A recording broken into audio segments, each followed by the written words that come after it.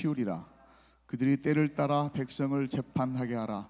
큰 일은 모두 내게 가져올 것이요 작은 일은 모두 그들이 스스로 재판할 것이니 그리하면 그들이 너와 함께 담당할 것인즉 일이 내게 쉬우리라. 그들이 때를 따라 백성을 재판하게 하라. 큰 일은 모두 내게 가져올 것이요 작은 일은 모두 그들이 스스로 재판할 것이니 그리하면 그들이 너와 함께 담당할 것인즉 일이 내게 쉬우리라. 그들이 때를 따라 백성을 재판하게 하라. 큰 일은 모두 내게 가져갈 것이요 작은 일은 모두 그들이 스스로 재판할 것이니 그리하면 그들이 너와 함께 담당할 것인즉 일이 내게 쉬우리라. 아멘. 오늘도 말씀과 함께하는 행복한 주말 아침입니다. 오늘도 주님께서 우리에게 주님의 말씀을 사모하여 나온 우리들에게 반드시 레마의 말씀을 주시리라 믿습니다. 오늘 저는 짐을 나누어지면 쉬워진다라고 하는 제목으로 함께 은혜를 나눌까 합니다. 가장 큰 유혹과 시험을 만날 뿐만 아니라 또 더불어서 강력한 하나님의 임재와 도움을 체험할 수 있는 곳이 광야입니다. 우리가 인생의 광야길, 믿음의 선한 싸움에서 승리하기 위해서는 지금까지 살펴본 대로 능력의 하나님이 어떤 순간에도 우리와 함께 하시며 우리를 위해 싸우신다고 하는 절대적인 확신이 있어야만 합니다. 하나님은 우리와 함께 하십니다. 우리를 사랑하실 뿐만 아니라 우리 편이 되주셔서 우리와 싸워주시는 분이십니다. 더불어 하나님과 소통하는 강력한 영적 지도자가 있어야 승리할 수 있습니다. 그래서 우리는 정말 그 영적 지도자를 위해서 기도하고 또 기도로 합력해야 되는 것입니다. 기름 부어 세운 주의 종에게 순종하며 협력하고 정말 그의 손을 같이 들어 올릴 때 하나님은 반드시 그 동역을 통해서 승리하게 하십니다. 18장에서 보면 하나님은 우리에게 이드로라고 하는 모세의 장인을 통해서 협력의 정말 자세한 원칙을 우리에게 가르쳐 주고 계십니다. 모세의 장인의 이름은 원래 이름은 르우엘입니다. 르우엘. 여기서 이드로라고 하는 말의 이름은 초과되다, 뛰어나다, 보통 사람들보다 뛰어나다라고 하는 뜻을 가진 사제나 족장을 부르는 이름입니다. 광야에서 40년 40살에 애굽을 나와서 광야에서 40년을 보낸 모세, 노인이죠. 지금으로 말하자면 아주 거의 극노인 정도 수준입니다. 이 노인 모세가 갑작스럽게 하나님의 부름을 따라서 미디안을 떠나서 그 가족들 그리고 자식들, 아내 모든 것들을 다 내려놓고 애굽으로 간다고 했을 때 그 가족들의 마음이 어찌했겠습니까? 영화를 보면 그 장면에서 그 신들의 전쟁이라고 하는 엑소더스 그 출애굽길 나온 최근의 영화에 보면 거기서 이 모세의 아내 십보라가 막 그 원망하는 장면이 나옵니다. 영화에서. 당신의 하나님은 대체 어떤 하나님이길래 가족이 평화롭게 사는 것을 원하지 않는 하나님입니까? 어떤 하나님이길래 가족을 내팽개치고 아무것도 모르는 그 먼 곳에 가게 하시는 분이 정말 당신의 하나님입니까? 이렇게 원망하는 장면을 우리가 볼 수 있습니다. 가족들의 마음이 참 기가 막혔을 것입니다. 아마 다시는 못 볼 것이라고 생각을 했을지도 모르겠습니다. 그런데 그 결과는 정말 기적적으로 하나님의 인도하심으로 살아 돌아왔을 뿐만 아니라 200만이 넘는 백성들을 그가 이끌고 돌아온 것입니다. 이에 가족과 함께 마중을 나온 장인 이드로는 우리가 살펴봤었던 9절과 10절에서 여호와께서, 다른 사람은 할 수가 없는 일이죠.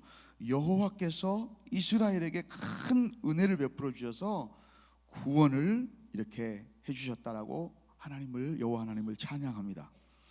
그리고 모든 신보다 크신 여호와 하나님을 인정합니다. 12절에는 번제와 희생 제물을 가져와서 경배하고 그리고 그들과 함께 먹고 마시는 것입니다. 그런데 이 이드로가 보니까 굉장히 낯설고 힘들고 어려운 장면을 보게 돼요. 그것은 기력이 쇠할 정도로 너무도 중한 일에 혹사당하고 있는 지도자 모세의 모습을 보게 되는 것입니다. 그래서 19절에 이러한 조언을 하고 있는 것이 19절부터서의 이 조언이 쭉 이렇게 나와 있어요. 지금까지 우리가 살펴봤기 때문에 그 얘기는 하지 않겠습니다.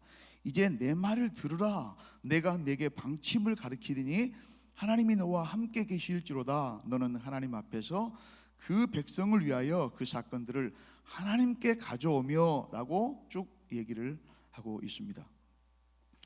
그러면서 그 어제 살펴봤었던 21절, 이번 주에 아주 중심되는 말씀인 이 내용을 합니다.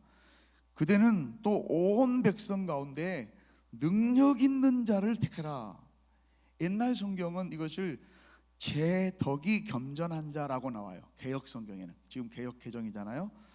재주와 덕이 겸전한 자, 같이 있는 자를 고르고, 곧 어떤 사람이냐, 하나님을 두려워하며 진실하며, 옛날 성경에는 진실무망하며, 진실하되 헛된 것을 쫓지 않는다는 것입니다. 불의한 이익을 미워하는 자를 살펴서 골라서 선택해서 빼내어서 백성 위에 세워서 천부장과 백부장과 50부장과 10부장을 삼아 이렇게 일을 위임해서 맡기라고 얘기합니다. 여러분, 모세가 누구입니까? 여러분 다 아시는 것처럼 모세는 하나님의 대리자입니다.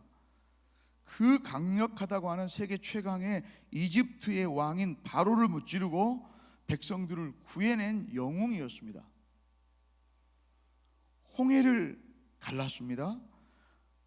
굶주리는 자, 원망하는 백성들을 향해서 하늘에서 만나를 내리게 했습니다. 반석을 쪼개게 해서 수백만이 먹고 마실 만한 그런 물을 내게 했었던 능력자가 바로 모세입니다.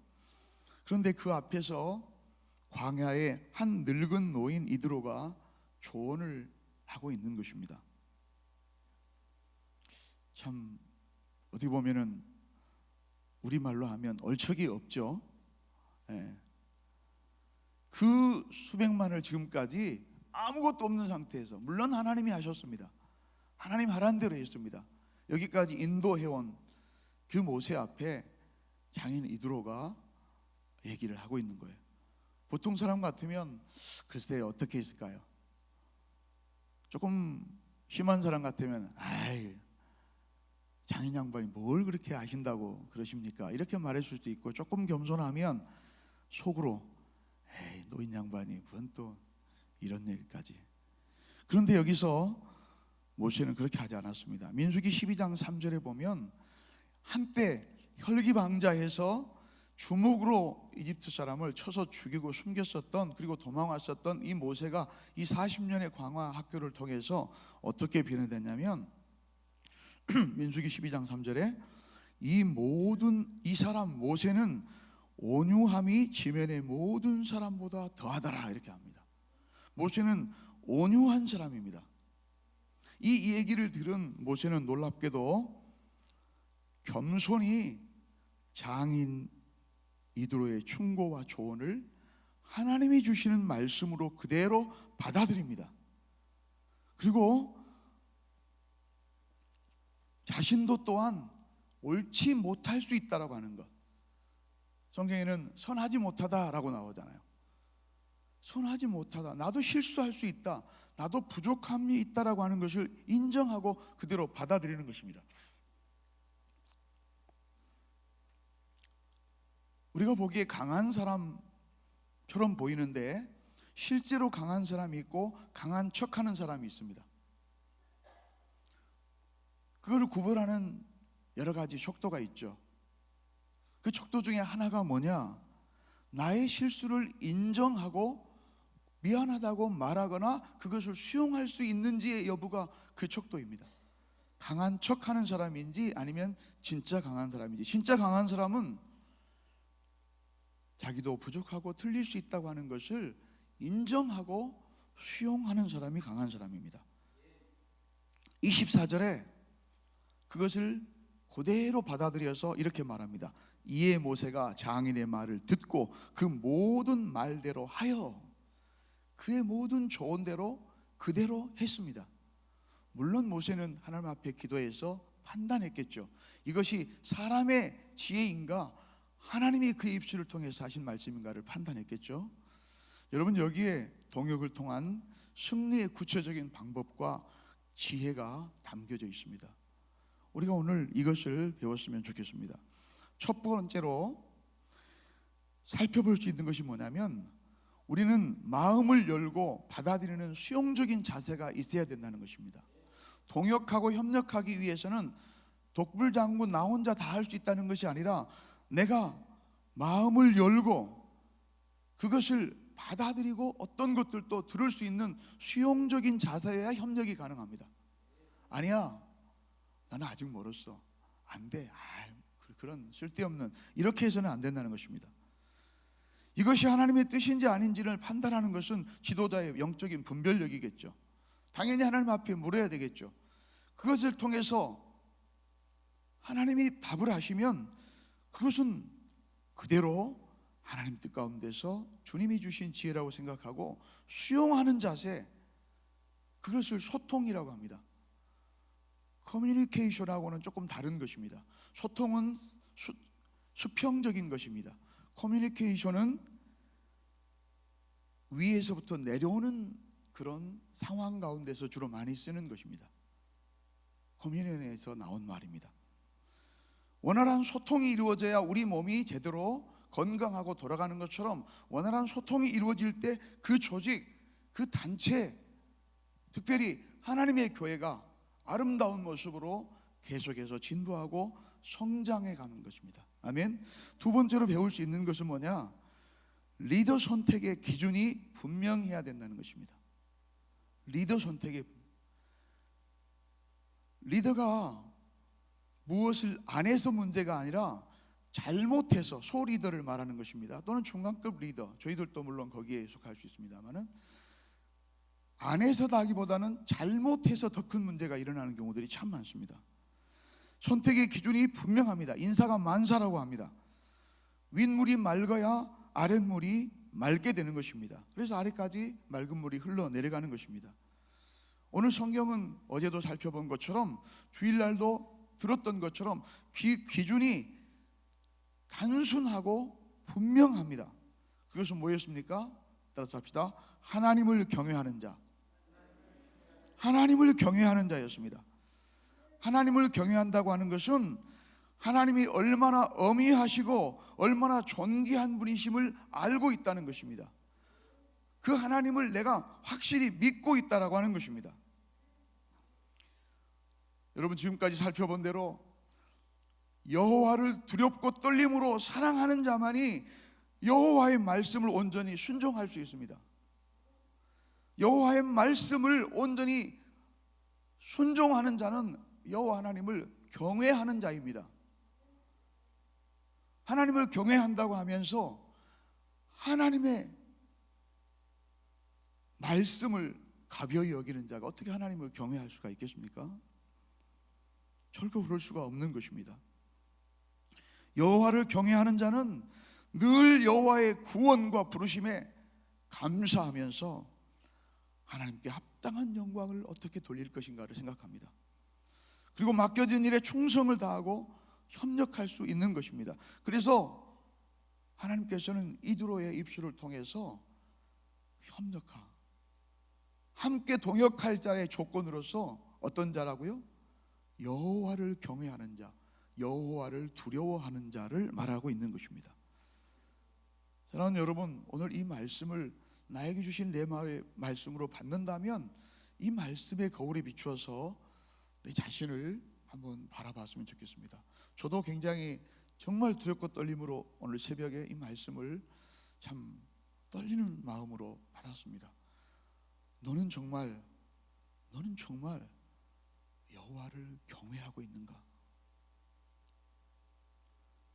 진정으로 여호와를 경외하고 있는가? 그 경외함이 나타나는가? 말씀 앞에 섰을 때 네 안에 진실한 여호와 경외함이 나타나고 있는가? 사역의 현장에서 여호와의 경외함이 나타나고 있는가? 말로만 그렇게 하고 있지 않는가? 정말 두렵고 떨림과 부끄러움으로 오늘 이 말씀을 들었습니다. 그렇습니다. 여호와를 경외하는 자가 하나님의 진정한 동역자가 될 수 있습니다. 교회의 덕을 세우고 합력하여 선을 이루고 하나님의 영광을 위해서 일할 수 있습니다. 그렇지 않으면 그것은 나를 위한 열망이 돼서 우리 홍한성 목사님께서 말하는 거룩한 열망이 아니라, 거룩한 몸부림이 아니라 나의 이익과 나의 기분과 나의 감정에 치우치는 섬김으로 변질될 수 있습니다. 그러면 많은 사람들에게 하나님은 말할 필요가 없거니와 덕을 끼치지 못하는 그런 결과들을 얻게 됩니다. 시편 39편 9절에 말씀합니다. 너희 성도들아 여호와를 경외하라. 왜? 그를 경외하는 자에게는 부족함이 없도다. 아멘. 여호와를 경외하는 것이 유일한 조건이요 충분한 조건입니다. 여호와를 경외하는 자는 하나님께서 부족함이 없이 채우시고 가르치시고 인도하시기 때문입니다. 아멘. 이사야서 33장 5절부터 6절에도 말씀하십니다. 여호와께서는 지극히 존귀하시기 때문에 그는 높은 곳에 거하시며 정의와 공의를 시온에 충만하게 하심이라. 네 시대에 평안함이 있으며 구원과 지혜와 지식이 풍부할 것이니, 그 다음에 말씀이 중요합니다. 여호와를 경외함이 보배이니라. 따라서 합시다. 여호와를 경외함이 보배이니라. 사랑하는 여러분, 여호와를 경외하는 것이 우리의 보배, 우리의 자랑, 우리의 힘, 우리의 가장 기본적으로 갖춰야 될 섬김의 조건이요 자격임을 깨달았으면 좋겠습니다. 이렇게 두렵고 떨림으로 코람되어 하나님 앞에서의 정신으로 죽게 하듯 동역할 때 안 될 일이 여러분 있겠습니까? 아니요. 부족함이 없다고 했습니다. 그것이 진정한 보배라고 말합니다. 두렵고 떨림으로 하나님 앞에서 감당해낼 때 하나님은 어떠한 일이라도, 반석이라도, 광야라도, 어떤 상황에서도 반드시 도우시고 길을 내십니다. 그래서 그곳에 승리의 깃발, 하나님이 함께 하셔서 승리했다고 하는, 하나님이 이루셨다고 하는 그 깃발을 꽂게 하시는 분이십니다. 이런 사람을 가르쳐서 성경은 능력이 있는 사람이라고 말합니다. 개정에 아까 말씀드린 대로 개역 성경에는 뭐라고요? 제덕이 겸비한 사람, 에노시 하일이라고 합니다. 어제 들으셨죠? 에노시 하일. 우리 강도사님한테, 주목님한테 능력, 덕행, 현숙함이라고 하는 하일이라고 하는 단어에 사람이라고 하는 에노시가 합해져서 만들어진 말입니다. 이것은 인격적으로나 능력 면에서나 결코 부족함이 없는 사람이라는 뜻입니다. 여호와를 경외하는 사람의 섬김, 여호와를 경외하는 사람의 합력을 통해서 하나님은 영광을 거두실 것입니다. 저와 여러분이 그런 사람이 되기를 바랍니다. 축원합니다. 세 번째로는 진실하며 불의한 이익을 미워한다라고 합니다. 당연한 결과입니다. 하나님을 두려워하는 야레의 엘로힘, 전능하신 하나님 앞에서 두렵고 떨림으로 일하는 사람이 자기의 이익을 위해서 뒷주머니를 찰 수가 없는 것이죠. 진실할 수밖에 없는 것입니다. 불의한 이익을 멀리하고 미워할 수밖에 없는 것입니다. 이런 사람을 진실무망한 자라고 말합니다. 히브리어에서 에메트라고 하는 것은 일시적인 것이 아닙니다. 영원하고 성실하고 정직할 때 이런 말을 쓰는 것입니다. 이런 사람들을 한마디로 심지가 견고한 사람, 하나님께 충성되고 사람들에게 참된 사람들을 부를 때에 쓰는 말입니다. 저와 여러분이 바라기는 이런 주님의 동역자, 주의 종역자가 되기를 간절히 기도합니다. 마지막 네 번째로는 능력에 따른 위임과 자율적인 분담이 중요하다고 하는 것입니다. 능력에 따른 위임이라고 하는 것은 임무를 다른 사람들에게 맡겨준다는 말입니다. 그런데 임무만 맡기는 때 위임이라고 하지 않습니다. 권한과 기회와 능력을 함께 주고 그리고 그 짐을 나누어 질 때 쓰는 말입니다. 위임이라고 하는 영어 말이 empowerment라고 하는 말이 함께라는 말도 있지만 그 안에다가 능력을 같이 부어준다, 능력을 함께 나눈다라고 하는 말입니다. 그때 해야 될 말이 어떤 것이냐? 그들은 여호와를 경외할 것이고 you must, 너는 뭐 해야 되냐? 그들을 믿어야 할지니라, 믿고 맡기라는 것입니다. 작은 일을 스스로 판단하게 하고 재판하게 하고 책임지게 해야 된다는 것입니다. 그럴 때 힘은 배가 되는 것입니다. 임무는 나누었는데 힘은 더 배가 됩니다. 그리고 오늘의 제목대로 짐은 나눴는데 일은 쉬워지는 것입니다. 효율성은 높아지는 것입니다. 마침내 승리할 수 있게 되는 것입니다. 사랑하는 여러분, 하나님이 가르쳐 주신 이 협력, 동역, 승리의 교훈을 우리가 반드시 우리의 삶 가운데서 적용했으면 좋겠습니다. 특별히 잊어버리지 말아야 될 것은 내가 과연 가장 먼저 일에 앞서서 하나님을 경외하는 사람인가, 두렵고 떨림으로 그 일을 하고 있는가. 그것이 무엇입니까? 주님의 임재를 우리가 늘 느끼고 확신하고 일하는가 하는 것입니다. 우리 홍한성 목사님 말씀하신 것처럼 찬양 가운데서도 주님의 임재가 있는, 정말 하나님이 여기 계시고 하나님이 우리와 함께 계시고 우리의 예배를 받으시고 우리의 섬김을 보고 계신다고 하는 그 믿음으로 일을 하고 있는가, 찬양하고 있는가, 그렇지 않는가는 천양지차입니다. 예배를 드릴 때도 저같이 영성이 부족한 사람들도 느껴집니다. 구체적으로 말씀을 드려서 죄송하지만 예전에 보다도 외국인 유학생 예배를 드릴 때 너무너무 힘든 것을 제가 느꼈습니다. 항상 그랬던 것은 아니고, 유학생 예배를 가끔씩 한 달에 한 번이나 이렇게 부탁을 하면은, 우리 전사님께서 부탁을 하면은 어떨 때는 피하고 싶을 때가 있어요. 앞에 와서 중국인 학생들이 핸드폰을 하고 있는 것입니다. 둘이 얘기하고 있고, 제가 강력하게 한번 경고를 드렸습니다. 하나님이 함께 하시고 하나님의 임재가 느껴진다면 그런 예배를 드릴 수가 없는 것입니다. 가벼운 마음으로 설렁설렁 단히 쓸 수도 없는 것입니다. 오래전에 제가 어떤 집사님의 부탁을 받고 어떤 시골에 있는, 여천에 있는 어떤 교회에 가서 갑작스럽게 청소년 집회를 인도한 적이 있었습니다. 강사로, 주강사로 한 분이 이렇게 임명이 됐는데, 그분이 갑작스럽게 일이 생겨가지고 캔슬을 내서 한 사람을 구하다가 그 집사님이 그냥 저를 얘기를 해주셔가지고 그냥 뜻도 모르고 그곳에 가서 얘기를 드렸습니다. 딱 들어가서 찬양을 듣고 있는데 주님의 임재하심이 가득한 것이 느껴졌습니다.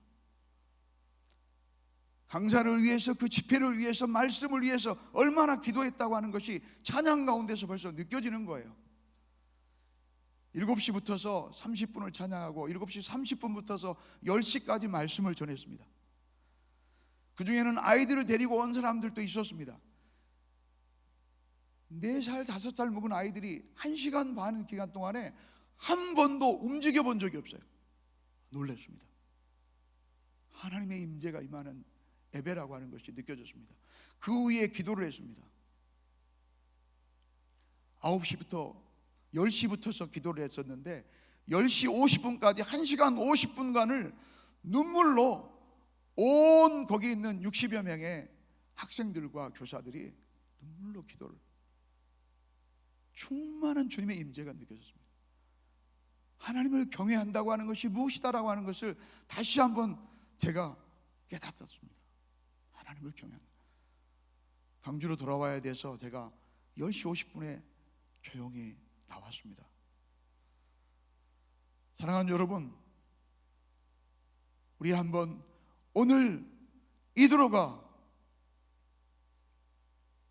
이드로의 입술을 통해서 우리에게 주시는 주님의 질문, 너는 과연 주님의 일을 감당하는 동역자로서 하나님을 경외하고 있는 자인가를 한번 되묻는 아침이 되기를 바랍니다. 아멘.